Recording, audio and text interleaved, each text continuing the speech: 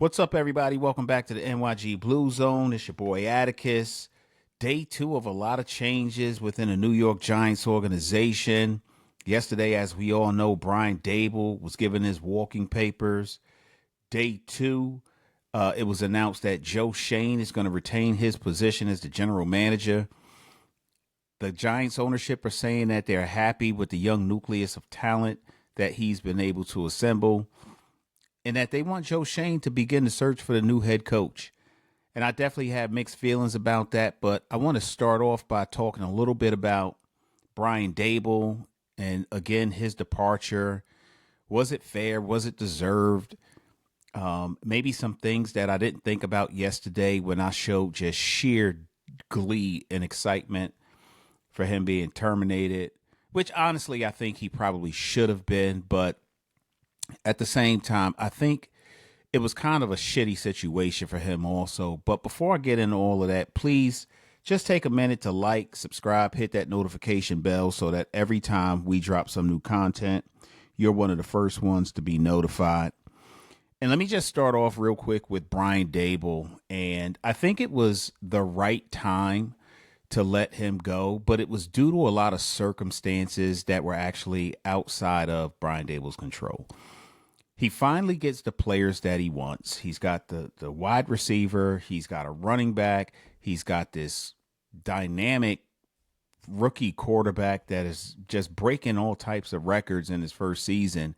And before he can even pair them together, his superstar wide receiver suffers a season-ending injury.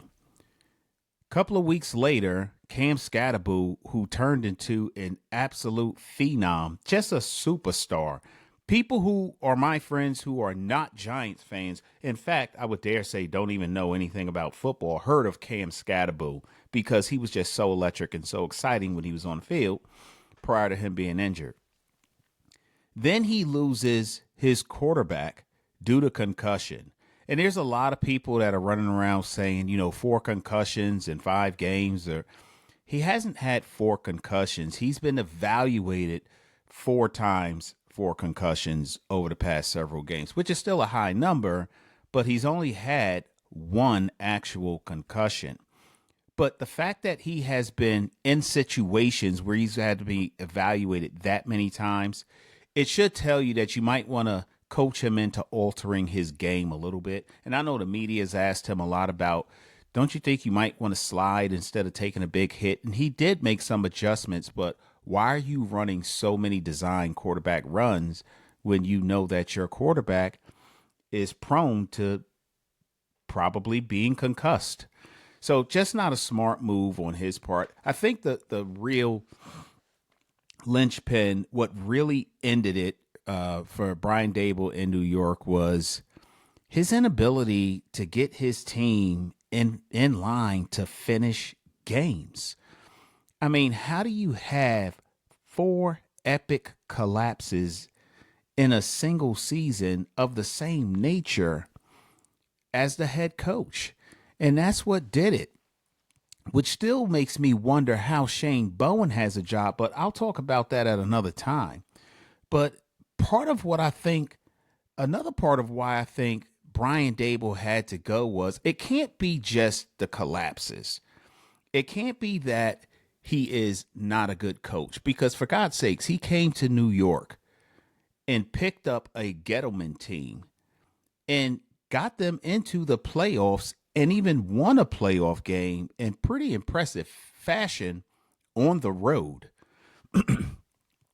So it can't really be that. I think part of what it was also the fact that Brian Daboll was so enamored with his crown jewel in Jackson Dart that he really didn't pay enough attention to the rest of the 52 players on his roster. I would dare say the coaching staff as well.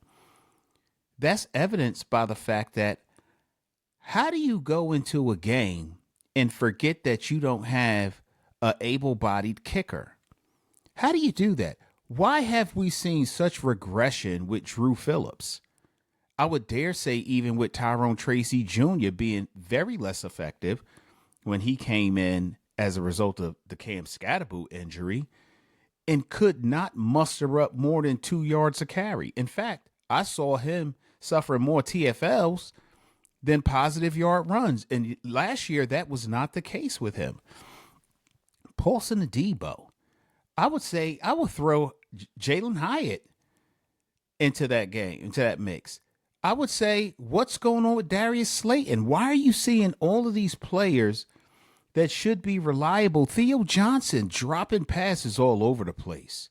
I think there was just way too much attention that was given to Jackson Dart. Not saying Jackson Dart didn't deserve a fair amount of his attention, but I think he lost sight of the fact that there were other players of this team, Dexter Lawrence, who's regressing when they need to be performing at a high level. So I think there are more tines to the fork of why he is not here. Some of the things that were like brewing in the pot for a while. But I do think that those 4 epic collapses where the defense was not able to protect a lead that your offense delivered is what the nail in the coffin was for him. So that brings us to Joe Schoen, who is now going to be looking for a new head coach.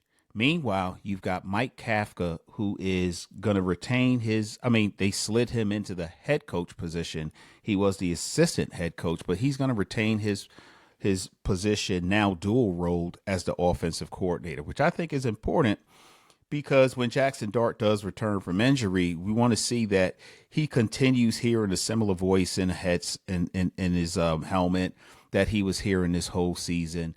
Obviously, the plays are going to be the same. The play calling may change a little bit, but we're going to see something different in that respect. So Kafka, I think, in terms of the head coaching search, is probably a guy that needs to be looked at as well. But I really don't know what direction ownership would like to see Joe Schoen take. Do they want to see a seasoned retread of a head coach? You're hearing a lot of names going on out there right now about people who are potential candidates. Clint Kubiak. I'm hearing Cliff Kingsbury, Jesse Minter. I did a podcast probably 3 weeks ago and said that he was one of my favorites. Steve Spagnuolo. I don't know that Steve is going to part ways with Andy Reid because he's got a nice thing going there. And he tried his hand at head coaching, and I think he just finds it to be more comfortable as a defensive coordinator, and it's something that he does extremely well. And why rock the boat if you don't need to, so to speak?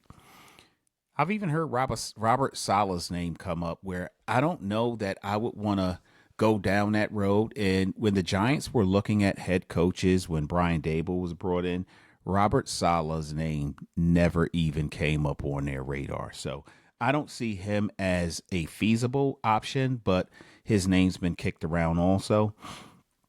Lane Kiffin, I'm not sure that we're going to see anything like that. I remember when he made the jump into the pros a few years ago, he was with the LA Raiders, and he was a hot mess with baggage. He did not work out well. There are some guys who exit the collegiate level and come to the NFL, and it really doesn't fare well for them. Other guys make that transition quite nicely, but many of them do not. It's just an entirely different animal in the NFL than it is at the collegiate level. So I don't think we're going to see him. But one of the names that has come up that I really like, and I talked about this in a prior podcast too, is Mike Tomlin. I know that Pittsburgh fans aren't very happy with him because as much as he will deliver and never has a losing season, they're not happy with just having non-losing seasons. They want to go to the playoffs, make a nice run, and have an opportunity at another Super Bowl. And quite frankly, he has not been able to deliver that for them. Exciting seasons, he'll make it to the playoffs every now and again, and even look pretty good, and then just self-destruct and collapse. And actually, last year was a prime example of that when Russell Wilson was their quarterback.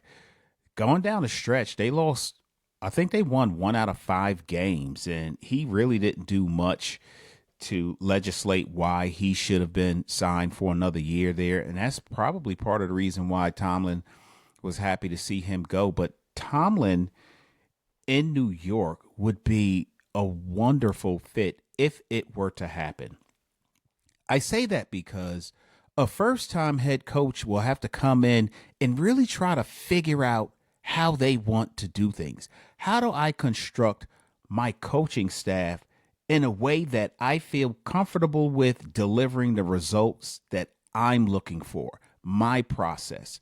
A new guy is trying to figure that out while he's on the job, where Tomlin already knows how to do that. And I think that makes him extremely attractive. He knows how to win games. He's got one of the highest winning percentages in football, and I would love to see that continue with the New York Giants. I don't think that that would happen, but I'd be extremely pleased if it did. I think if you're staying on the discussion of potential candidates who's got head coach experience, you have to look at Mike McCarthy too, even though he's one of those coaches that I don't want. I think the New York Giants leadership might want to take a long, hard look at him and determine whether or not he still has it in a way that delivers what they want, which is winning football. McCarthy has been able to deliver winning football in a regular season with multiple teams and multiple quarterbacks.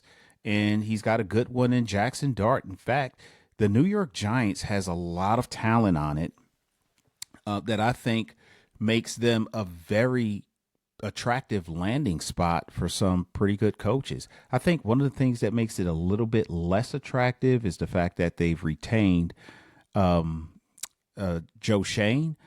However, I don't think that that's a huge enough of an obstacle to prevent them from saying, you know what, I'm going to take that gig. If the situation is right for me, I have total control over what I do for my team and a fair amount of input in the free agency process and the draft process, I think I can make that work. Just look at the pieces that are here. I think it is very attractive in that respect. But I do want to talk a little bit about the defensive coordinator also, because, Kafka, to this point, it is 3:00 on Tuesday. We still haven't had a press conference from Mike Kafka. And, the guy's got to get acclimated to his new position. He's probably trying to figure out what he wants to do. I think one of the number one things he needs to do coming in is start Jameis Winston over Russell Wilson. No disrespect to Russell Wilson, but I just think he's cooked at this point. I think Jameis Winston gives us a much better chance at not having to change too much of the playbook for him. Jameis Winston's got the height. He's got the escapability. He's not afraid to push the ball down the field. I think he's a pretty good, accurate passer. And his leadership is incredible. His leadership, I would dare say, is 4 times greater than what Russell Wilson has given us. Again, don't disrespect the Russ, right? As long as he got that NY on his helmet, that's my dude too. But I think Jameis Winston gives us a chance. So I think that's one of the first things he needs to do. I think one of the second things that he needs to do is have a really strong and firm sit down with Shane Bowen. And I know this is going to be different for Kafka in the sense that it's very different when you are an OC than you go to the HC and you still have OC responsibilities. You're only used to looking at what you're doing on the offensive side of the ball. I mean, you do pay attention to the defense, but it's usually the defense on the opposing team. But now you're looking at your guy, your defensive coordinator, what he's doing to help protect the leads or the score or help put you in position to score to get the ball back so you can score from your defense. How's he going to approach that? Is he going to fire Bowen?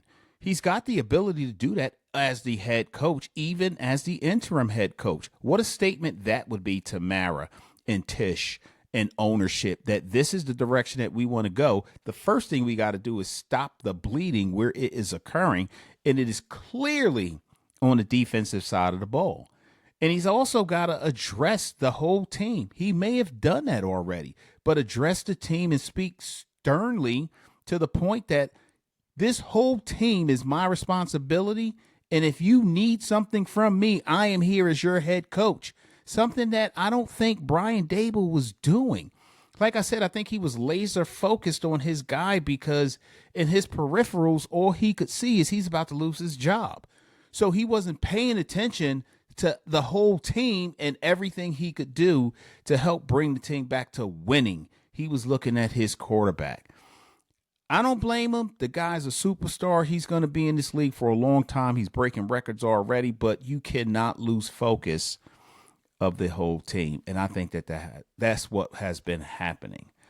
So that's where we are today. Still haven't had a press conference from Mike Kafka. I'm really looking forward to it, but I want to see some changes. I don't know that we're going to see anything get better.